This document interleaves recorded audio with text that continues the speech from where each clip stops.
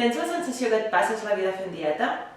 Estàs contínuament provant diferents mètodes per intentar baixar de pes?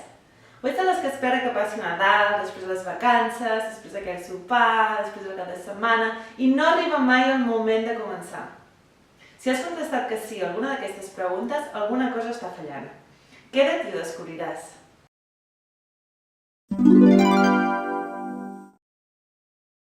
Passar d'una dieta d'excessos a una dieta restrictiva és el pitjor que pots fer si el que vols és mantenir el teu pes corporal.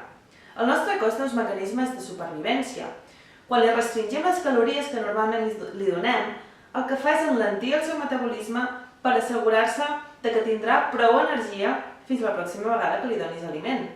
És com si s'estigués acabant la gasolina del teu cotxe i tu, per assegurar-te que arribaràs a la pròxima gasolinera, vas més a poc i així estalvies combustible. Per tant, si acostumes al teu cos a donar-li un excés d'aliment, el dia que li donis menys, ell farà tot el possible per estalviar energia. Això ho farà enlentint el metabolisme i reduint algunes hormones com la leptina, que s'encarrega de regular la gana. Per tant, cremaràs menys greixos i tindràs més gana.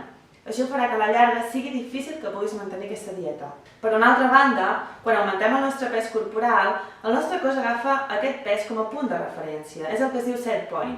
Això vol dir que, encara que al principi ens aprimem a través d'una dieta restrictiva, a la llarga el cos farà el possible per intentar recuperar aquest pes inicial de on havíem sortit.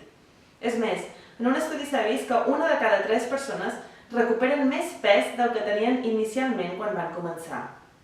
Per tant, no és tan fàcil com dir avui menjo el que vulgui que demà ja m'aprimaré, perquè com més ens engreixem, més difícil serà baixar de pes. I quantes més vegades intentem baixar de pes, més fàcilment recuperarem després aquest pes perdut.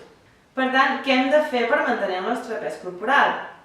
Com hem explicat abans, el que hem de fer no és reprimir-nos ni excedir-nos, ja que la restricció és insostenible en el temps i un excés d'aliment només farà que anem acumulant cada vegada més pes. Per tant, el primer que hem de fer és deixar de fer dieta. I el segon que hem de fer immediatament és establir uns hàbits saludables que perdurin en el temps.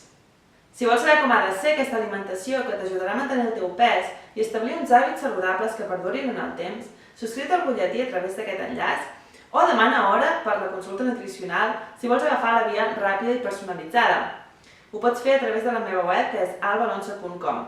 Finalment, si t'ha agradat el vídeo, clica m'agrada i comparteix-lo perquè segueixi fent més vídeos com aquest. Gràcies!